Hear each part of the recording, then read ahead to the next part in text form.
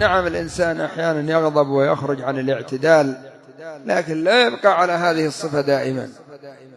يعود نفسه الحلم والتجاوز والصفح والصبر، لا سيما الدعاء إلى الله أكثر من غيره. تسجيلات دار الحديث السلفية بالغيضة تقدم لكم هذه المادة.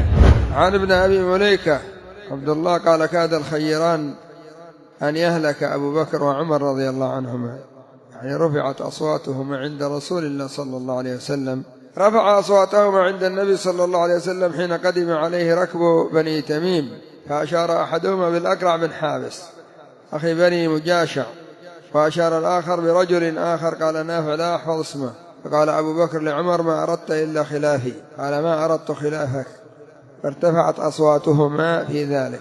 فمع ذلك انظروا إلى خطابهما: ما أردت إلا خلافي، ما أردت خلافك. أما الآن كثير من الأخوة نسأل الله السلامة بمجرد أن تعارضه في مسألة من المسائل ينزل عليك كل ثقيل من السب والشتم واللعن وغير ذلك. أما هذا قال أردت خلافك، قال ما أردت خلافك. الدين النصيحة أن نعود أنفسنا الحلم بالتحلم.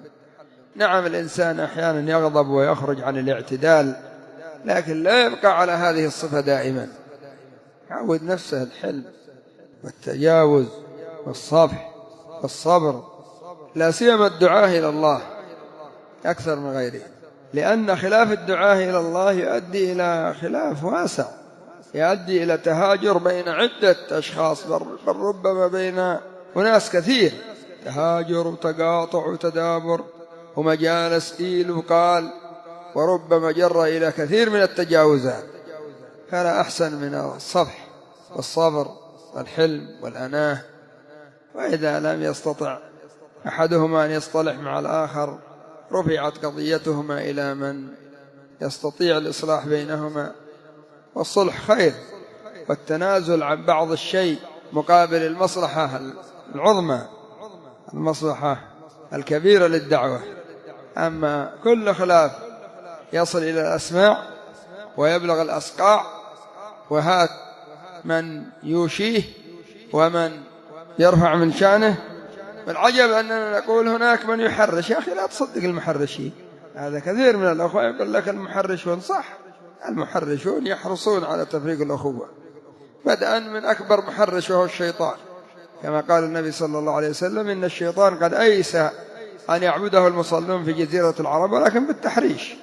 ثم أعوان الشيطان من الجن، وأعوان الشيطان من الإنس، وهكذا من لا يحسن التصرف مع الفتنة حتى ممن لا يريد الفتنة.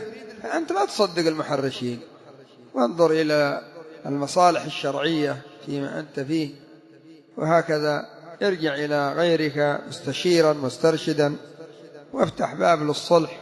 إن تم الصلح فالحمد لله، حيث يأخذ كل واحد ما يكون.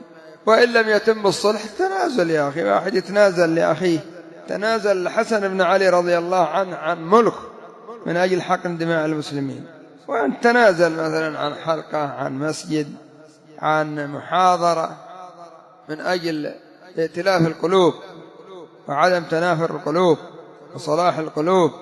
النبي صلى الله عليه وسلم قال لأبي موسى ومعاذ: تطاوعا ولا تختلفا. سبحان الله، كم سافر من أناس من عند النبي صلى الله عليه وسلم ما حثهم على مثل هذا الأمر، لأن شأنهم أصلا اختلف واحد مع واحد، اختلف من أجل ركوب، من أجل نزول، من أجل أكل، من أكل شرب.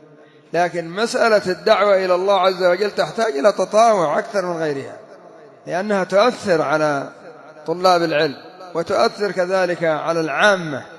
وتفرق الدعاء إلى الله عز وجل ضرر على الدعوة. كثير من الناس يقول هؤلاء كثر اختلافهم ما أدرين أين الحق. كثير من الناس يصاب بالإحباط حتى من المستقيمين، لما يرى فتنة بعد فتنة، فتنة بعد فتنة، يصاب بالإحباط.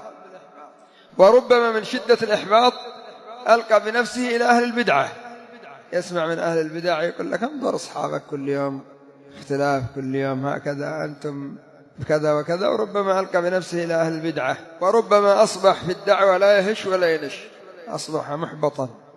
فنسأل الله أن يصلح شأن أهل السنة أين كانوا، نسأل الله أن يصلح شأنهم ويؤلف بين قلوبهم. لكن مع ذلك لابد أن نعود أنفسنا سعة الصدر والتجاوز والصفح، ووسع صدري للأذى كثرة الأذى وقد كان أحيانا يضيق بها صدري. وأيضا لا نشيع كل مسألة حتى تظهر للعوام وتظهر لأهل البدع ويشمتون بنا ويسخرون منا، نعوذ بالله. والله شماتة أهل البدع ثقيلة على النفس. انظر إلى هارون عليه السلام لما أخذ موسى بلحية: يا ابن لا تأخذ بلحيتي ولا برأسي. وفي الآية الأخرى: ولا تشمت بي الأعداء. لا تشمت بي الأعداء، شماتة. يبات المبتدعة يتسامرون ويتضاحكون من أجل خلاف بين أخوين كان بإمكانهما سد هذا الخلاف ووأد هذا الخلاف وعدم إظهار هذا الخلاف. فنسأل الله أن يصلح شأننا وشأن أبناء المسلمين وشأن جميع المسلمين.